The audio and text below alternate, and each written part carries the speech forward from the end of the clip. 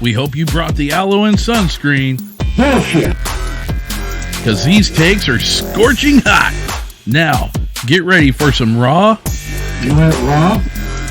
gritty, and unfiltered takes from the old man, Don himself. She can't say the truth because it does makes her look like an idiot. Because that's what she is. These are Pop's Takes, right here on BB Nation Radio. Bullshit.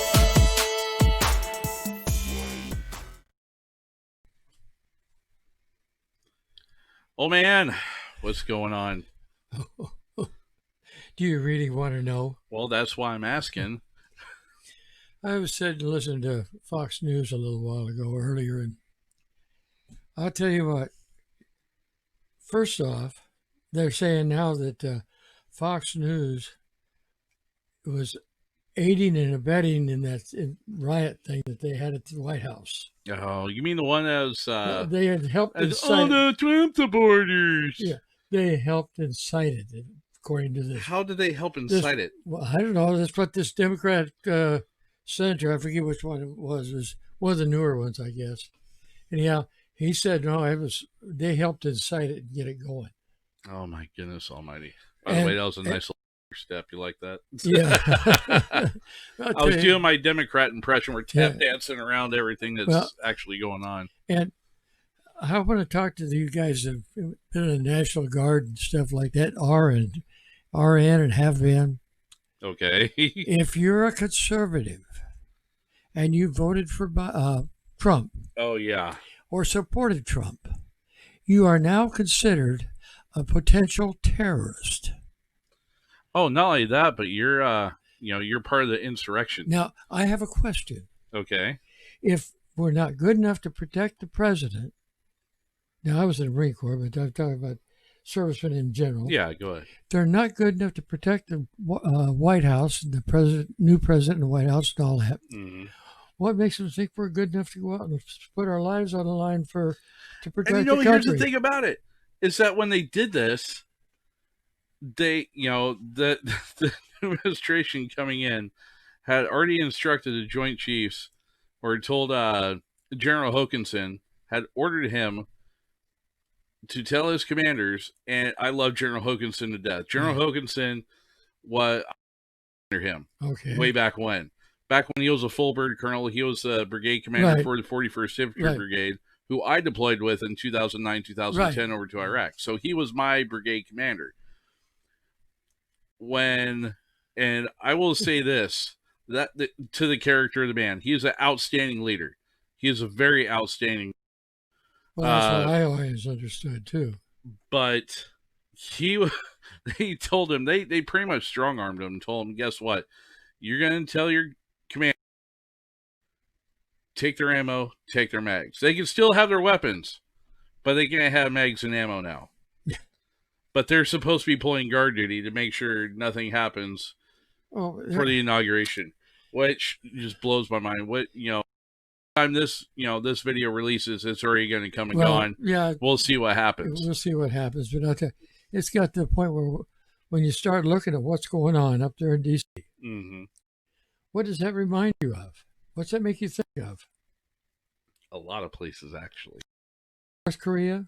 Yeah, I wasn't going to say it, but... It's the truth. Yeah, no, you're right. It makes you feel like that's where you're at. And that's sad to feel that way. I mean, I spent 8 years of my life trying to protect our right to be free. Fighting off the commies. Well, not just the commies. They were a big part of it, yes. Well, the sad thing is they still are. Yeah. And, the threat never truly went away. And the fact that it's rearing its ugly head again, oh boy, just goes to show what we're up against. It's not just rearing its head, it's rearing its whole body up now. It's, anyhow, we have to be careful, I guess, about what we say because we could be considered inciting riots. Don't riot, folks. Don't go out and riot. Right. I'm sorry. I don't understand how exercising your right to free speech and us here as a podcasting station, well, we're trying to incite. Never once have we ever tried to advocate for it. No, Nor have we ever pushed for it. You haven't. no. I haven't. Nobody else on the station has. I mean, we fought for the right for these like the protests all summer long with the Black Lives Oh. Matter, and all the other stuff going Okay, on. for their right to be able to stand up and be Right, heard and right. assemble, yes. But we The didn't. riots and everything else, that's a whole other The burning ballgame. down police stations and all that. Well, we didn't fight for them to be able to do that. But that's just what some of the few. There's just a few Yeah. supported by some instigators. Yeah. I'll If you say want to call them that, if you want to call them instigators, yeah. they're supporters. They're financially supported by certain ones, Yeah. and it's got to the point where we're just going to have to wait and see how it comes out after the beginning. But now they got. I had to laugh. You remember in the campaign speeches of Biden's and everything, he was talking about an immigration. I saw some of that tonight. Yeah. You got to give all these immigrants amnesty, right? Up right now. Now they got thousands of them from Guatemala lined up, trying to get across the countries there, Mexico and all that. Mexico's trying to stop them at their southern border. Guatemala's trying to stop But they them. can't stop them at the southern border. That's racist. Not our southern border. Mexico's southern. It's still racist. It's at the southern border. Because if you block the southern border, you're a racist. Yeah, I'm okay. just, I'm just going off. I'm just going off the liberal ideology and logic in that argument there. If we were so racist, then how come some of my best friends in the service were of about 4 different nationalities? Oh, I know, right? Take your buddy Pete as a prime example. Well, Pete, Puerto Rican. He's Peruvian. Oh, a Peruvian. Yes. So he's part. So he's Marty, one of my close buddies that I've spent time in the air sea rescue with. He was from Puerto Rico. What about Tiger? Tiger Grimshaw. He was Spanish. Then we had Smitty, my buddy Smitty. He was bigger, about your size, maybe a little bit bigger. Yeah. And we were really close. We were in air sea rescue together. Wasn't he the one that you said was blacker than the ace of spades? Well, yeah. He took me up. He took me up to spend time with his family. No, it's nothing bad. No. We don't say that as a bad thing. No. We're just using it as an example. Hey, I got to tell you, he was the nicest, closest friend I had. I knew I had him in Vietnam as a buddy. Yeah. And we were in air sea rescue at El Toro together. And when the Watts riots and all that were going on, Mm-hmm. he made me go with him up to that area where his family was. Oh no! Oh my! And you know that what? could have been an interesting experience. They treated me like royalty. Yeah, because you're with one of theirs. It just, I don't know. I never seen any military guys that were in combat that were racist. Yeah, that's very true. I can't think of a one, and I was in a lot of them, and all kinds of different nationalities. And the one thing about it, they're not different nationalities because they're Americans. Yeah. They're United States citizens. They're Americans. Yep. By God. So they're not other nationalities. They're Americans. Yeah. And that's our nationality. I would agree. You're preaching to the choir on this one, old man.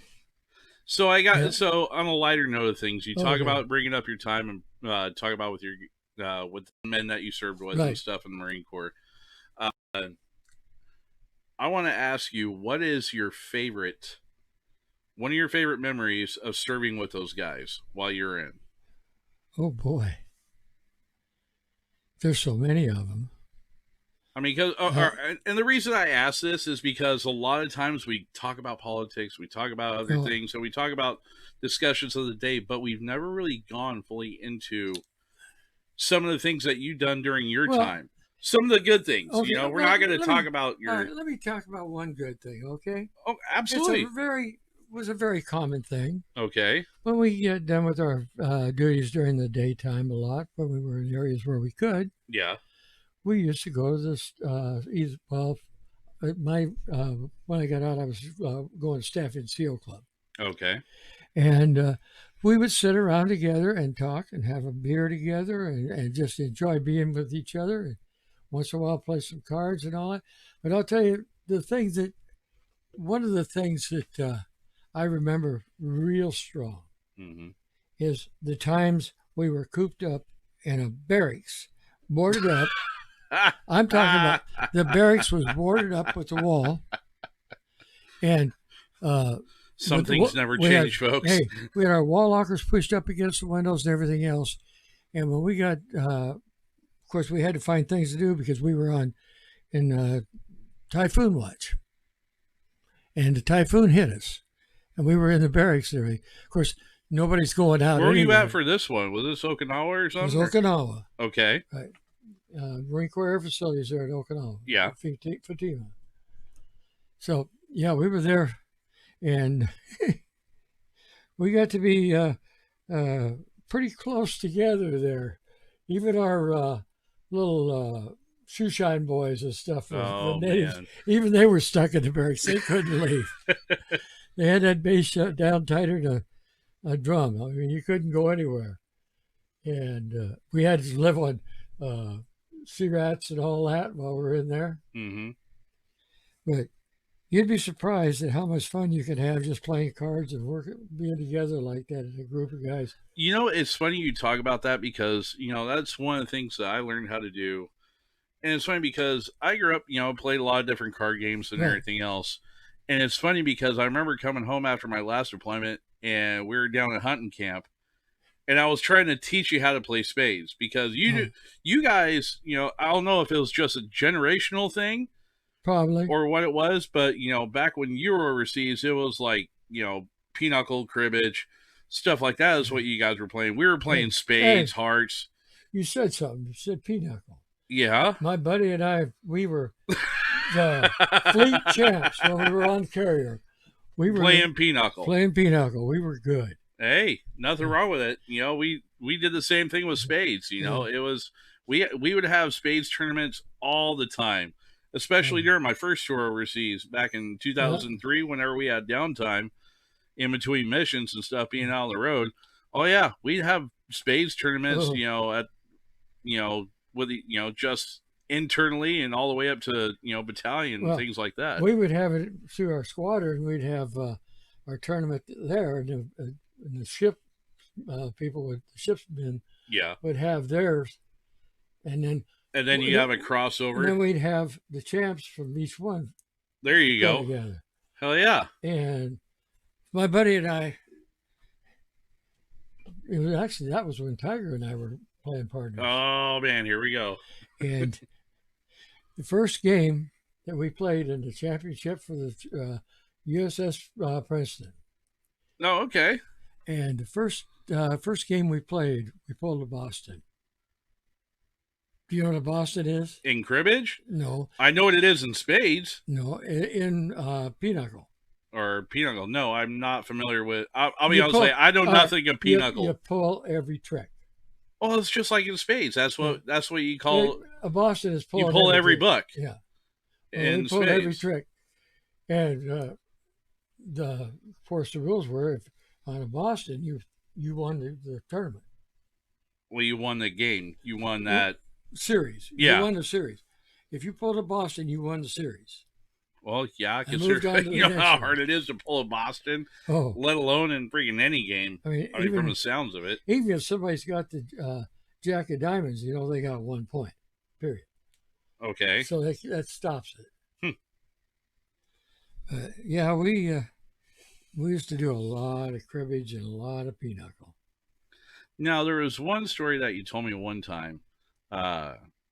You actually, it's funny because you actually had one guy when you were at El Toro who had a very famous relative that you were unaware of until you guys went out partying. Where was it? Balboa Beach or something like that?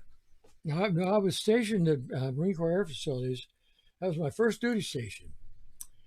and we were in what they call deuces. That's HR2S's, which has the big 2 engines on it and all that. Yeah. And a big transport. And I get to be real good friends with this young man. And You feel comfortable sharing his name, who he was?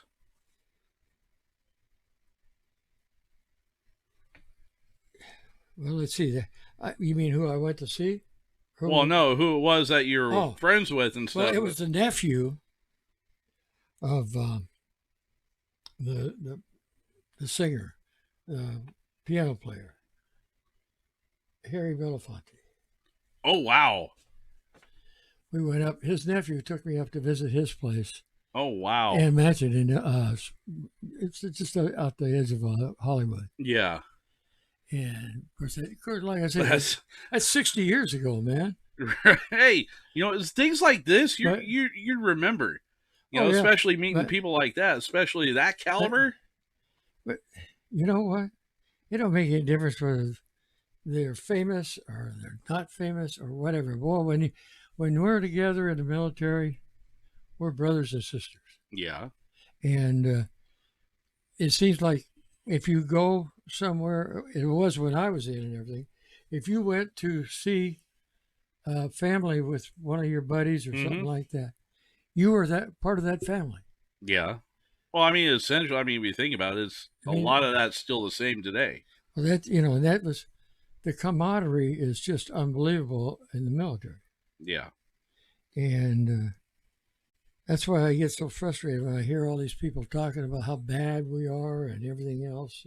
Well, it is true that you do hear of some that, not all, what you say is true for the majority of service members. But there are those out there that do try to drag people down and things like that, or try to play those political games or want to get into identity politics and things like that. It's like, why are you trying to play this card? No, dude, really because you gotta think, as a leader, what is one of the things that you do? You try to squash that quick, fast, in a hurry, because when you go downrange, guess what?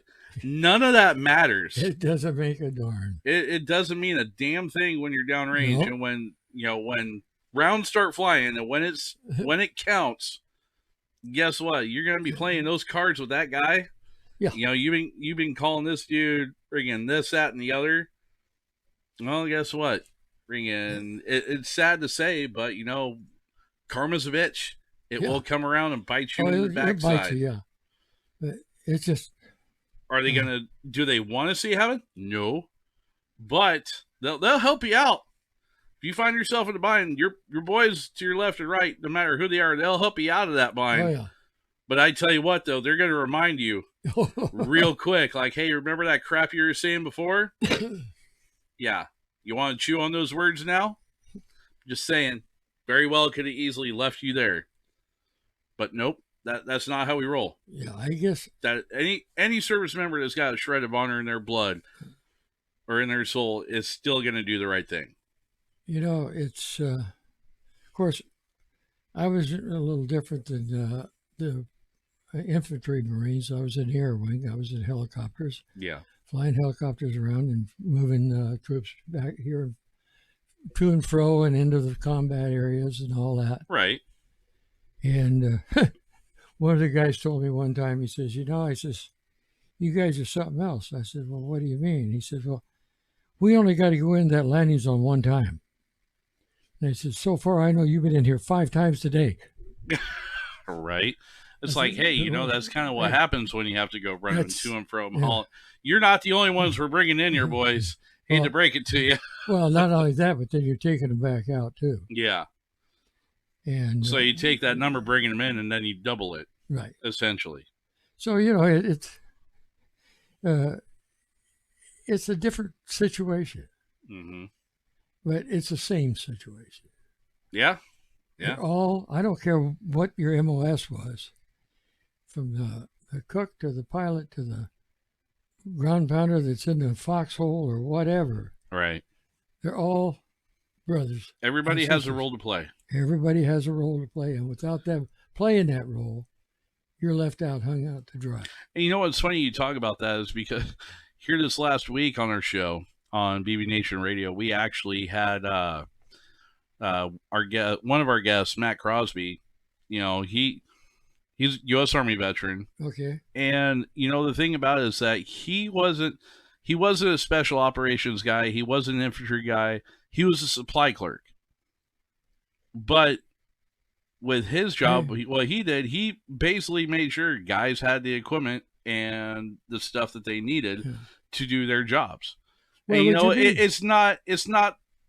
Don't get me wrong. Trust me. I've done more than my fair share of work in supply with those guys in my time in the military. But I even worked in an escort shop for a little while. That's evil. I don't wish on anybody. Anyhow, but no, I mean, and that's the thing about it is that it doesn't matter what your MOS is. Like you just said, everybody has a part to play. Each piece has a critical role in the overall scope of the mission. And I mean, don't get me wrong. Yeah, there's always going to be those cross-regimental. What I mean by regimental, at least in the Army, regimental is your MOS affiliation. Right. Like you have Transportation Corps, you have the infantry, you have the cavalry, you have, you have quartermaster, and so forth down the line. Every regiment has its own rivalry with another one, or all of them. As an example, infantry, you're a pug. You're not infantry. You're a pug. Yeah, shut up, dude. I don't care. Get the hell out of here. You need your beams and bullets?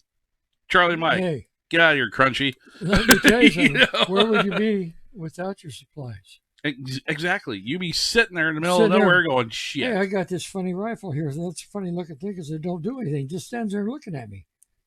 Well, here's the thing. You wouldn't even have the rifle.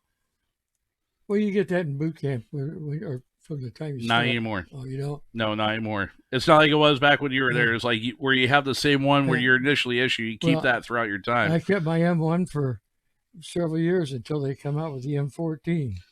And took your friggin' M1 away and said, here, you get to have this bad boy. And you're like, what do I want with this? Give me my club back. I like my 8 rounds in the ting when it's done. The 14 was pretty good too. But, man, when they came out with that AR-15, I don't think where they could put it.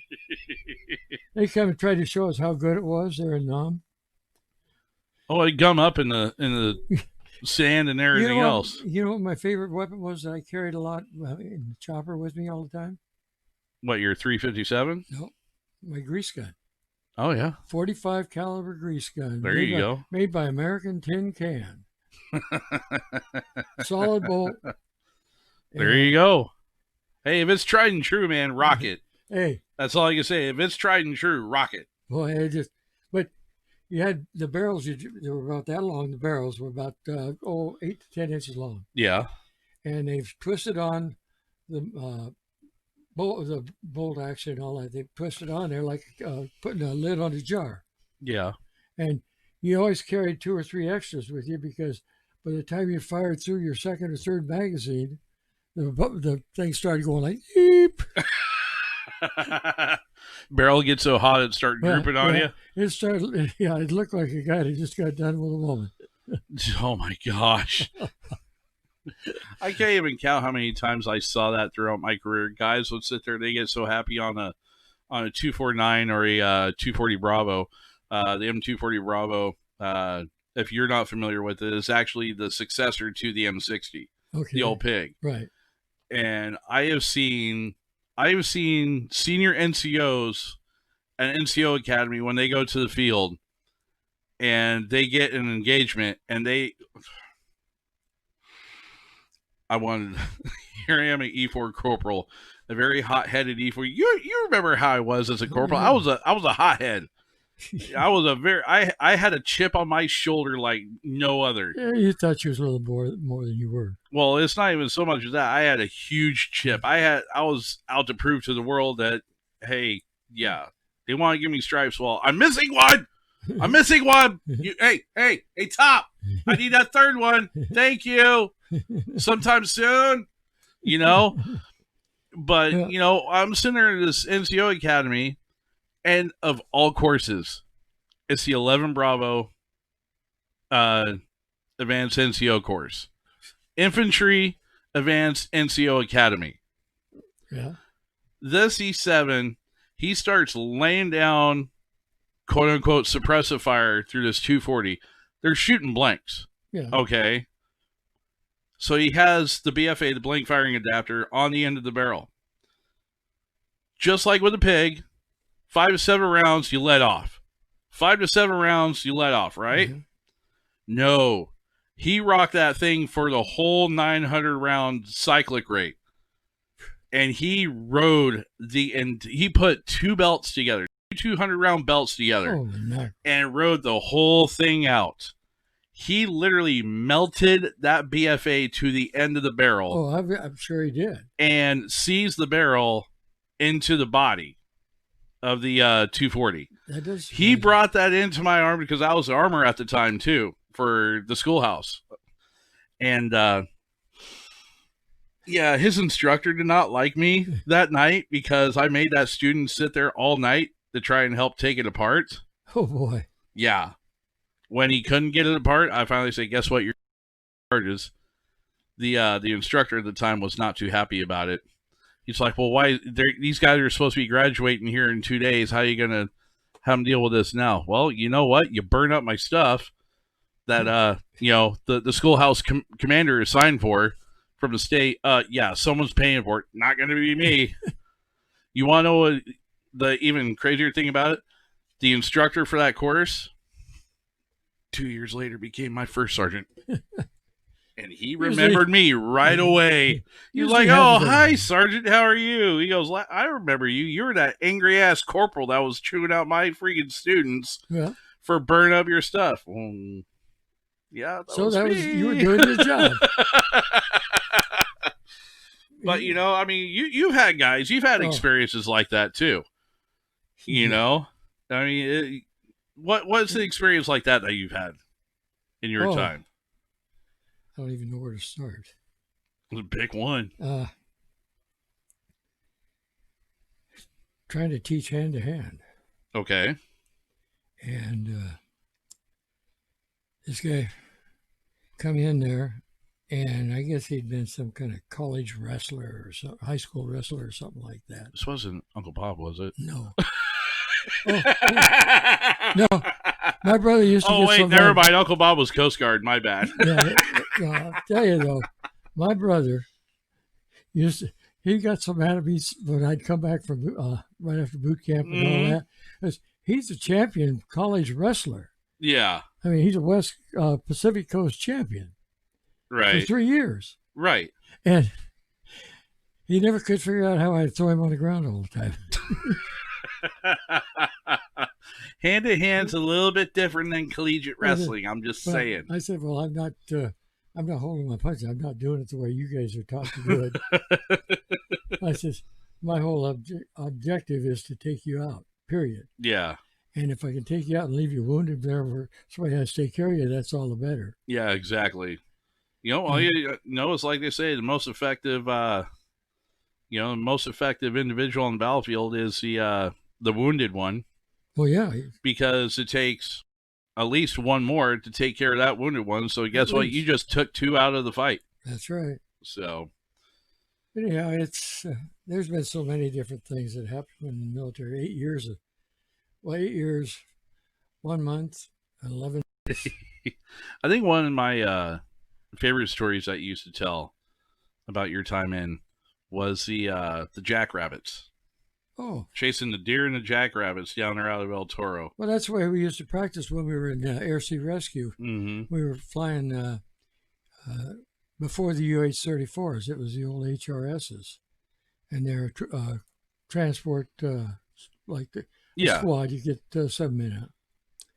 And to keep our hand in, keep our flight edge, so to say, or combat edge, we used to go up behind the base there, fly out there, and go around and chase jackrabbits through the in the hills back there, back in the El Toro Hills. Are we doing mapping the earth, or are we chasing? We're chasing today, boys. So better bring the barf bag. Well, actually, then we'd go out once a month at least, Mm-hmm.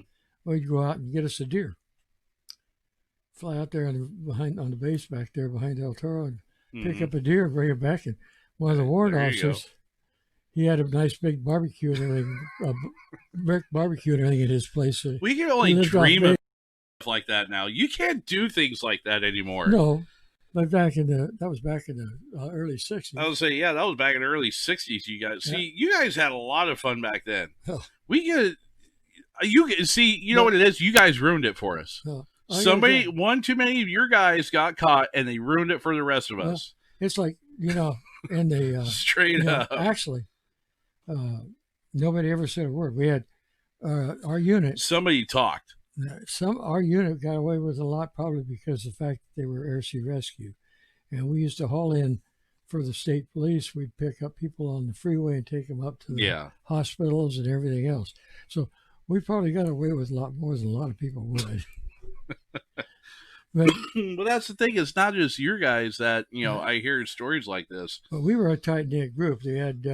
I've heard stories from guys that a lot of old timers and stuff that used to be down like Fort Rucker, down there out of Alabama, which is the Army's aviation school down there. That's where most of your helicopter pilots go for training, and especially that and it's home of warrant officers course too. And those guys. You hear the old timers tell some tales about doing stuff like that. It's just like, somebody squawked. Somebody squawked to ruin it for the rest of us, man.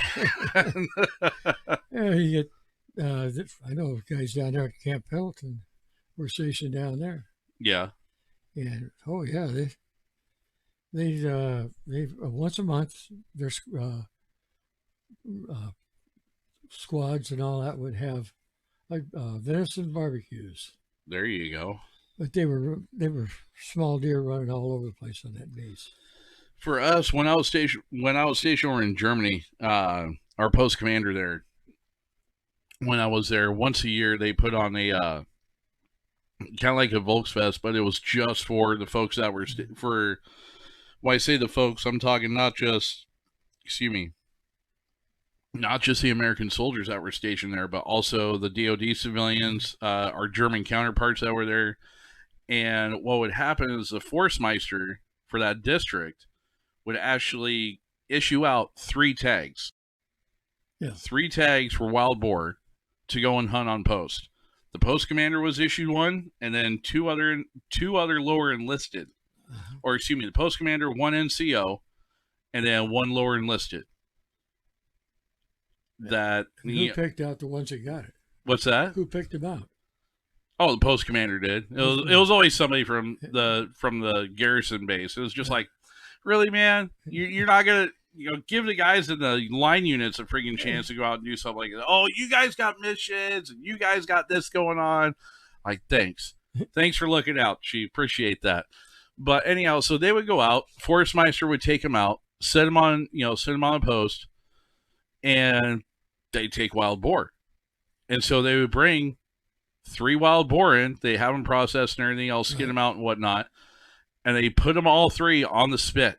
There you go. In the barn that was, because I was stationed in Grafenbeer. And which was at the time, during its heyday, was Hitler's playground, as a lot of people called it back then. But it was the largest training area for the German military. Well, it was originally basically like a forest ranger station is what it was. And you had a kind of like a big 2-story house, I guess you could say. Yeah. Kind of like the farmhouse down the road, 2-story, Okay. that Right. got tore down. Something similar to that. And they had a big barn, like a big old school barn that would be set up out back with all the Black Forest timber and everything else. And they had a big water tower and stuff. Well, it was in the barn where they would actually do the pig roast. Right. And everybody that was on base was invited to come. And it was just a huge party for the weekend that they would do once a year. So, I mean, it was cool to see stuff like that. But, but as far as like going out chasing them and everything else like that, yeah, that don't mess with the wildlife. Yeah. You talk about wildlife, and you know, you're talking about parties and stuff like that. Yeah. We were in Cuby Point having a squadron party, our annual party. Because, that's there in the Philippines. Okay. I was just gonna say, where is this location It's, at? you got Subic Bay and Cuby Point. Okay. Cuby Point is the air base. Subic Bay is the. But it's in the Philippines. That's what I was It's right getting outside to. of Valongapol. Okay. And anyhow, we had a squadron party there at the Cuby Point down. They had an area down by the beach where you go down there and have a big get together. Okay. Guess what they had for a game? And they had competition between the plane crews. You had the pilot, the co-pilot, the first mech, and the crew chief. Go on. 20-foot python. Nope. Mm-mm. See ya. I'm 20, gone. No. it was between 16 and 20 feet. And they had to straighten it out. Oh, jeez.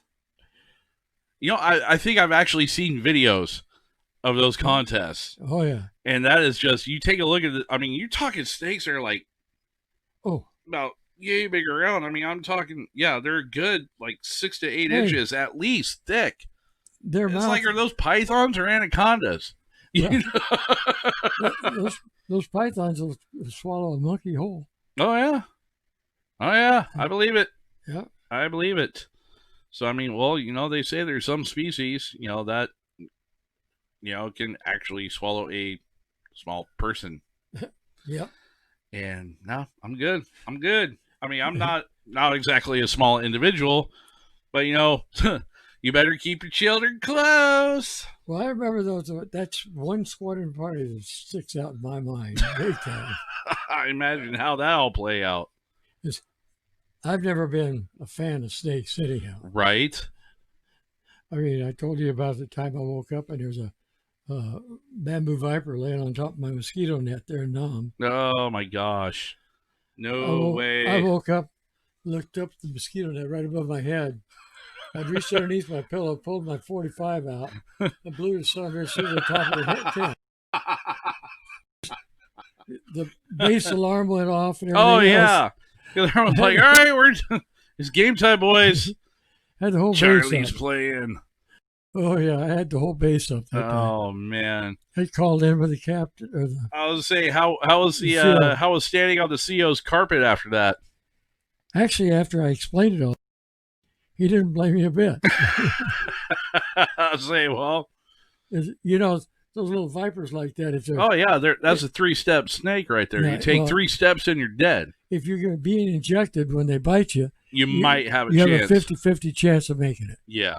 But you got to be injecting it ahead of the venom. Yeah, exactly. That's crazy. Yeah, like I said, snakes are not my favorite thing. No, they are not.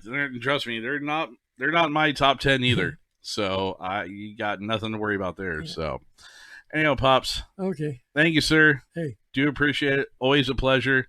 good night. Absolutely. We'll talk to you guys next week right here on Pops Takes. Have a good one, guys. And you're not terrorists.